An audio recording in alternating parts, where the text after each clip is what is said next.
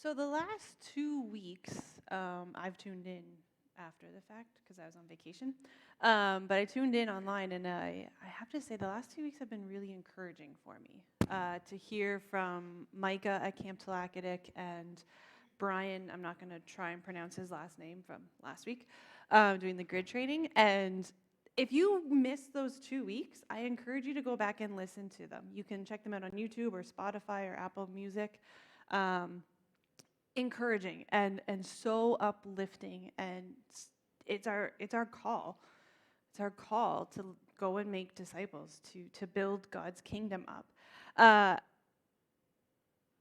I thoroughly enjoyed Micah's just because I really like kids and next gen ministries and what camp does. And I think all of us over the last 2 years when Micah comes, a lot of us had our hands up saying that yes, camp had a big influence on my life, had a big influence on my faith walk or my kids' faith walk or someone that I know. We know someone who has gone to camp and accepted Jesus. And it's such a great ministry. And I'm actually excited this summer I get to go at the end of the summer and be one of their speakers for the week. I'm super excited because I love camp and you can just be crazy and do cool things and teach kids about Jesus in fun ways. And then Brian last week talking about how we have those people in our lives, in our grid, our workplace, our home, our community, that we can have conversations with, that we can get to know and get to engage with and learn from. And it just made me think of our call as disciples of Jesus in Matthew 28, verses 19 to 20, it says, "Therefore, go and make disciples of all nations, baptizing them in the name of the Father, the Son, and the Holy Spirit. Teach these new disciples to obey all the commands I have given you, and be sure of this, I am with you always, even to the end of the age." So I want to take what Brian talked about last week and go one step further with that. I want to challenge us to go one step further. And this hit me last week when I was home. My sister and I made a very impromptu trip home to Ontario. I think I left within 4 hours of her calling me and saying, "Hey, let's go to Ontario." Packed my bag, celebrated Jacob's birthday, and hit the road. It was intense. We didn't even tell my parents we were coming. We just showed up at their door. It was the best surprise ever. If you want to see the video, come see me afterwards. But it was a great time to see my dad. See how he's doing, and just to be with them and celebrate my mom's birthday. First time in 17 years, she had all 3 kids home, and it was just a huge joy for her to have us all home. But what struck me on that weekend, last weekend, was we went to go visit my grandma. My sister and I did, and we were just going to make one visit to her, quick visit, say, "Hey, Grandma, we're here. Also, bye, we're going to go again." But, as we were visiting her twice, she insisted that we come back the next day to visit her before we leave to go back to New Brunswick. At 99, she knew exactly who my sister and I were as we walked into the hospital to see her with a mask on. She knew exactly who we were and where we came from. And she told her nurse. I was surprised. But she insisted twice that we come back and visit her. So we're like, all right, I guess we kind of have to go back and visit her, because we were just going to spend the day with my parents. So my mom and my sister and I, we went up the next day, and on my mom's birthday, and we visited my grandma. And when we get there, Grandma was really excited, and she was having, am I good now? I don't know. She wished my mom a happy birthday and all this sort of stuff. And then she points to her tray beside her bed, and she's like, get my daily bread for me. So we pick it up, and we pass it to her, and she flips. This is not the daily bread, but she flips to the day that she wanted, and she passes it to my mom, and she says, "Read this." So my mom read it, and then she put it down, and then my sister read it. She put it down. I picked it up, took a picture of it, because I wasn't going to remember it in that moment, and I scanned it, and then I put it down. But it got me thinking about how growing up, very few times do I remember my grandma or my other grandparents really sharing about their faith with me, or even like encouraging me in those ways. We went to church together, or we would do other things like that, but never really shared those moments of talking about our faith. So it was really cool to see my grandma point out this moment of her reading. It was from 2 or 3 days before that, saying, "Mom, or Peggy, my daughter, I want you to read this. I want you to read this. And I have no idea what my mom took away from it. My sister took something completely different away from it that I took out of it. So it's just really cool. And I wish at the moment that I had asked my grandma, why? Why are you sharing this? So it got me thinking about how we need to disciple the next generation more. And every generation is different, and every generation has different things that we're going to take away from life. Like my grandma would probably read something very different than I read out of that, maybe. So today I want to focus on our next generation of those coming up in their faith. And that doesn't necessarily mean young people. It means anybody who is growing in their faith.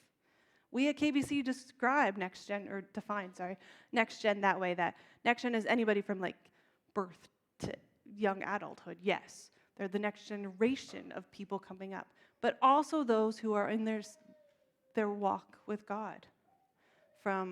You could be 45 and just accepting Jesus. You're part of the next gen. You're part of that group of people that are growing and walking with Jesus. But today, I'm going to focus a little bit on the Gen Z. There are so many generations now. I'm so confused by them all. But Gen Z is adults between 13 and 22. So this is a little bit of our focus here. They've done some research, and they produced it within this last 6-8 months. Now, mind you, I'm going to say some of this research will have changed greatly due to COVID. So they did this in 2019. So take it and then increase it, because COVID didn't help. COVID backtracked things. So Gen Z is the loneliest generation. And you might think, what? There are always so many people around them. I don't understand. But they are the loneliest generation, and they claim to be in the worst health than the older generations. I like to think that I'm in probably worse health than my grandma. She's 99. She just takes vitamins. I really hope that maybe I have her genes. 1 in 3 young people feel completely alone much of the time. 1 in 3 people, young Gen Z, feel alone a lot of the time. And 40% feel that they have no one to talk to and feel left out.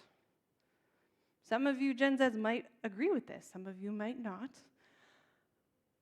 But this is the world. This is our generation that's coming up. They are alone. They feel alone. And they feel left out. And if that doesn't break your heart, it really should. Because this is the generation that's going to continue to grow our church. It's going to continue to grow God's church. And we want to bring them in and love them and fill them up. So these students more so they need people in their lives. They need people to influence them, to engage with them, to have conversation with them, to feel like there's someone important.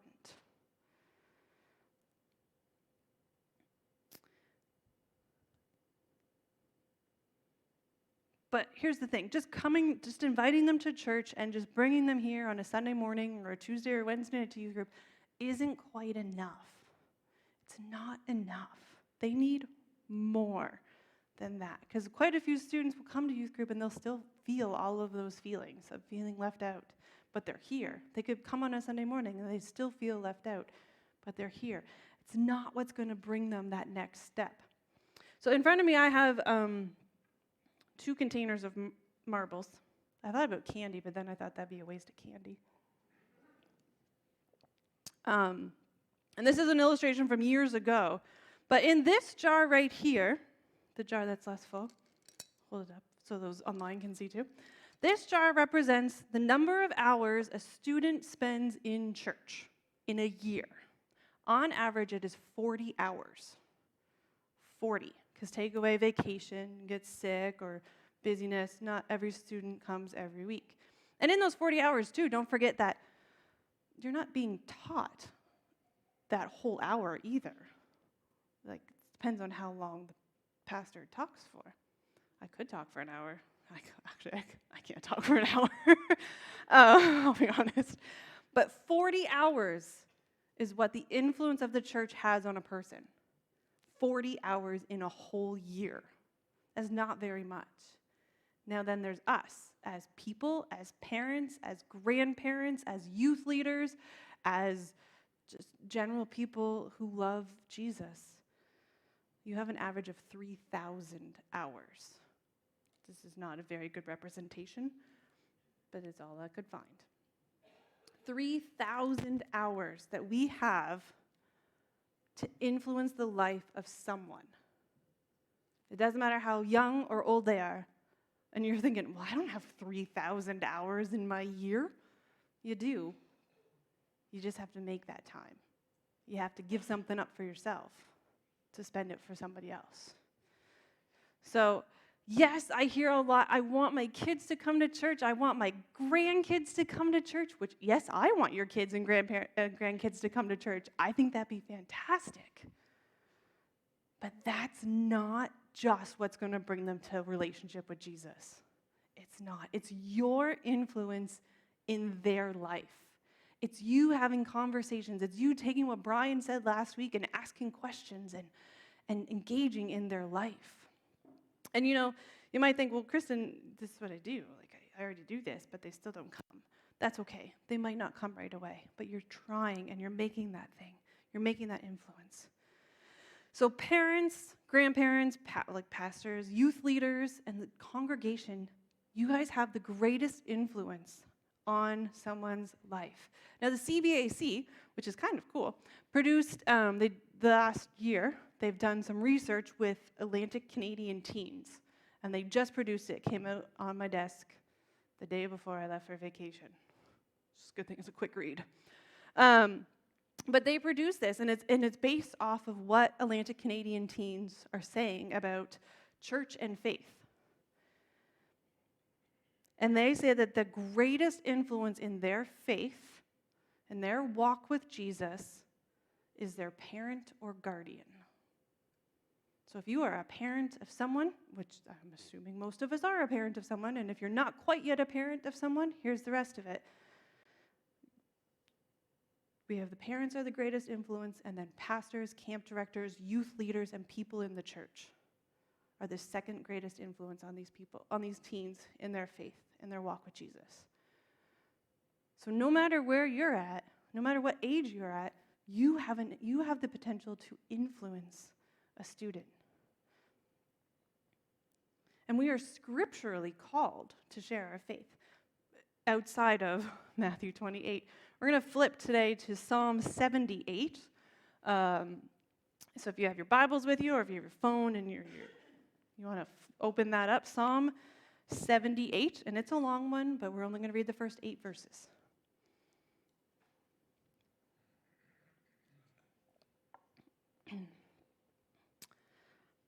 O my people, listen to my instructions. Open your ears to what I am saying, for I will speak to you in a parable. I will teach you hidden lessons from our past, stories we have heard and known, stories our ancestors handed down to us. We will not hide these truths from our children. We will tell the next generation about the glorious deeds of the Lord, about his power and his mighty wonders. For he issued his laws to Jacob. He gave his instructions to Israel.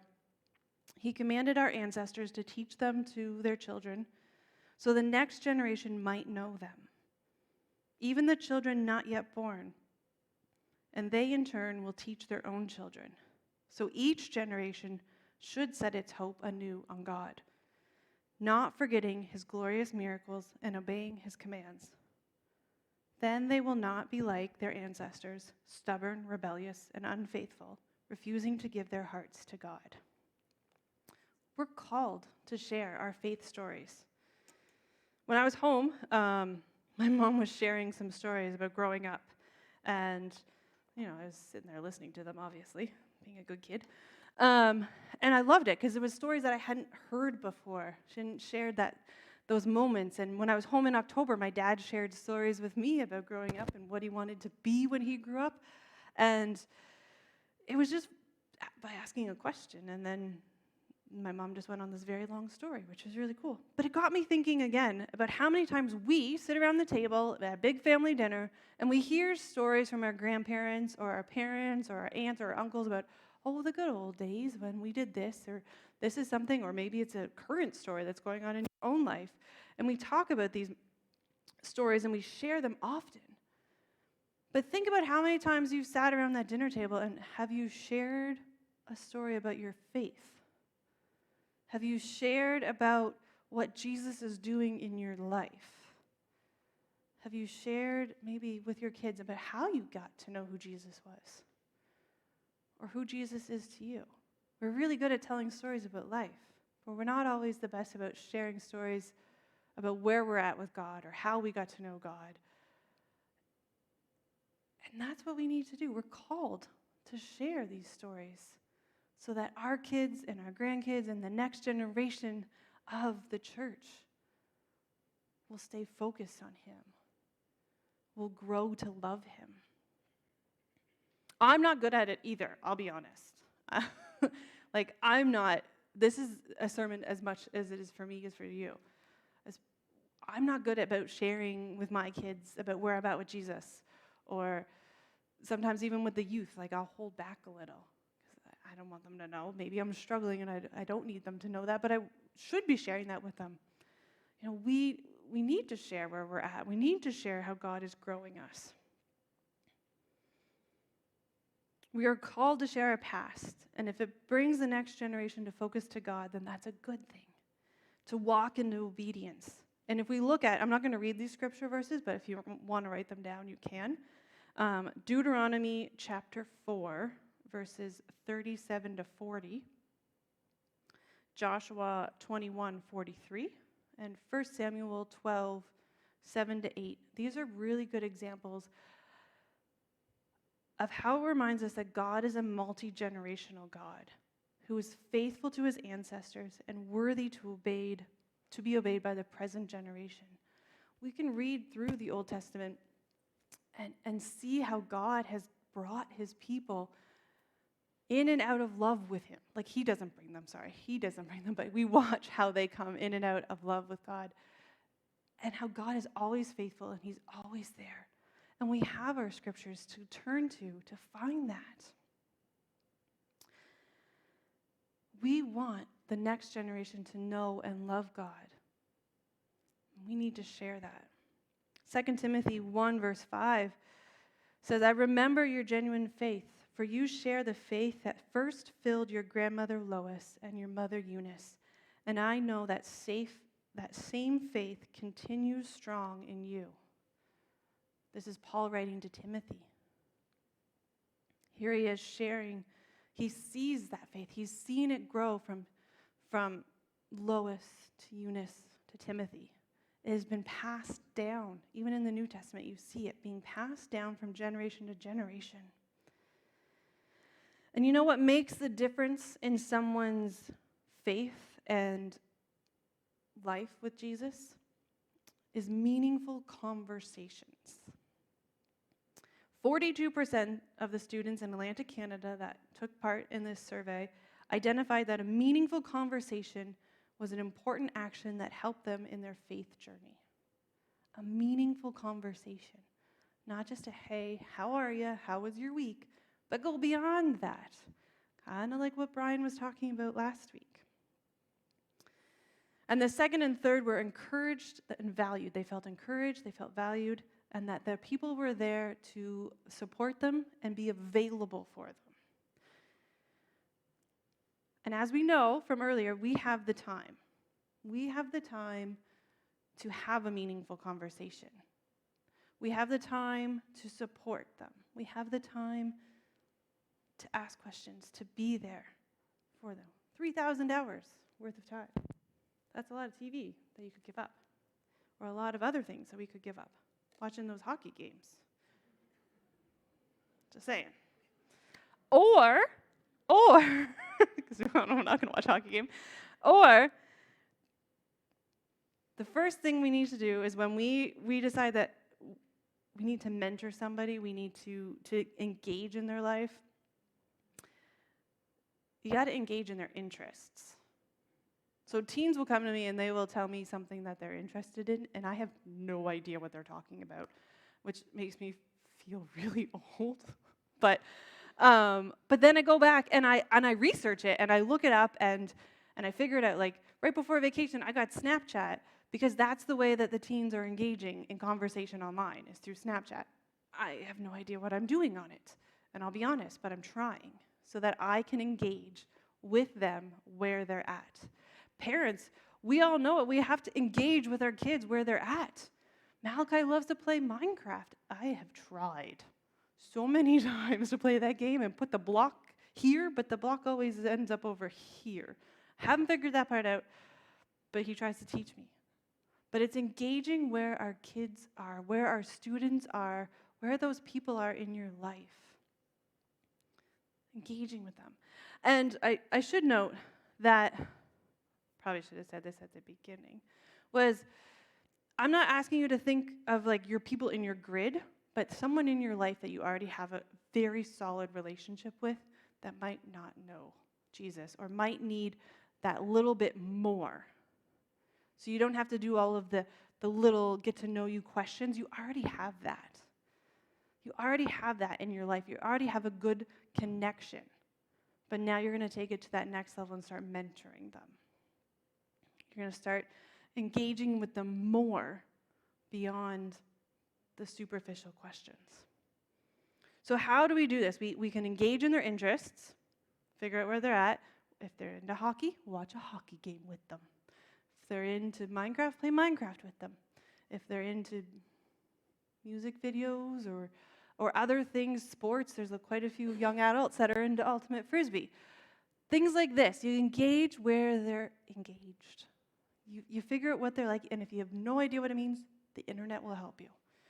Or you sit and you ask them questions about it. You engage and be like, hey, what is this? How do I play? Or how does this work? Ask me. Tell me all about it. Ask questions. Get to know them. And then you spend time with them on their ground. So you don't say, hey, come on over to my house for coffee. Say, hey, where do you want to go? Let's go meet up. Let's go throw the ball around or something like that. Something where they're at. You engage on their level. You engage with where they're at. And then you can share your story. Let it be a two-way conversation. Just don't ask them all the questions, but those who are being mentored, ask questions yourselves.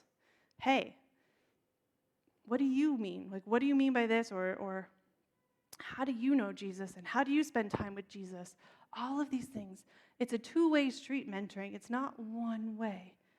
But the older person, sometimes it's harder because we don't actually understand the generation below us. We all need someone to mentor us, and the church isn't going to grow without that. We're not going to be, Brian and I can't disciple all of you from up here on a Sunday morning. It goes beyond that. It goes beyond coming to church on a Sunday morning for these 40 hours. We now need to make meaningful relationships in our lives that we can mentor or be mentored at the same time. It'd be a dream to have everybody here at KBC be mentored by somebody and also be mentoring somebody. How cool would that be? Because it would just keep growing and growing and growing. And I think of our young adults. I was having a conversation with someone this week about our young adults, and they have this, they've been feeling it for a little while, this little urge, like, we need to do something more with our young adults. We ask them to serve so much, and thank you guys so much for serving all of the time. We ask them to serve so much, but who's discipling them? Who's helping them walk in their faith? I can't do it all. Parents can't do it all either, because, young adults, we tend to stop talking to our parents as often about those things. But this person I was talking to, they're like, I want to do something. I'm feeling the urge that the young adults need more attention in our church. And I said, yes, they do. Perfect. So we had a conversation. They came to me, they felt the urge, they're listening to God. They have a whole plan already, which is amazing. So young adults, be on the lookout for more information. But they said yes to God in that moment. They prayed about it, they see the need, and they want to jump into that. They want to jump into discipling our young adults so our church can grow, so God's church can grow. Jesus called and spent 3 years with his disciples. And I know, and we all know, that Jesus didn't preach to them all those 3 years. They did life together. They ate, they slept, they traveled. I'm sure they had fun. I'm sure they cried a lot too. They did life together, and that's what we're called to do. We're called to do life with one another, but intentionally adding in Jesus in those moments. Intentionally adding in conversations about our faith so that we can be mentored and we can be mentoring. No matter your age, there's always something new that you can learn. I mean, I have studied for a lot of years theology and the Bible, but there's always something that you can learn. There's something more. Middle schooler right now, those middle schoolers, they catch me every time. Every week they're asking these deep questions, and they're in grade 6 to 8. They're asking questions that I had never thought of before, and I love it. It's fantastic. And someone was asked if they would be a deacon. It was Lisa. She was asked if she would be a deacon, and I'm so sorry, deacons, but she said no, because she has 15 middle schoolers that need her attention. So she said yes to them, to the generation that's coming up. So we need to do life with those around us. We need to be praying for someone to mentor. We need to be asking God, who do you want me to spend intentional time with, have a meaningful conversation with, that I can mentor and build up in their faith? And in turn, you're going to be so blessed by that.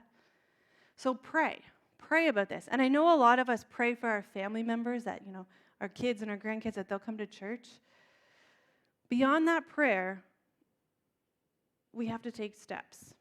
And the first step in that prayer is to be intentionally asking God, how can I help this person come to church? Or how can I intentionally have a conversation with this person? It's not just, God, bring them to church or bring them to a relationship with you, God. It's, God, how can I be that light to this person? How can I take that next step and build on this relationship? And then lean into what God is telling you, is asking you to do. As you pray specifically, lean into what he's answering. And be like, yes, God, okay, I got this. And then once you say yes, you live it out. You just go do it. Just like this person I was talking about with the young adults, they're just going to go do it. They had a conversation, they're going to do it. And if you want to know more, and if you need help, if you have this urge inside of you, but you're not sure exactly what those next steps are, come talk to me or Brian, and we'll gladly help you figure out how you can engage more in that area. And don't forget, I'm not talking about just the young generation. I'm talking about all generations. No matter how young or old we are, we all need to be mentored by somebody. So, remember that each year we have 40 hours together, worshiping God in this setting. But we can have 3,000 hours to influence the life of someone so they can feel less alone, more loved, and grow a deeper relationship with Jesus. Because isn't that what we're here for? For people to grow in their relationship with Jesus? So find those 3,000 hours. Even if that means you have to give up a hockey game or give up a show on Netflix so you have that hour.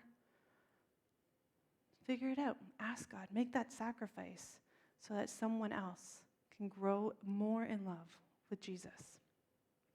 I'm going to invite the worship team to come on up. And we're going to end with the blessing.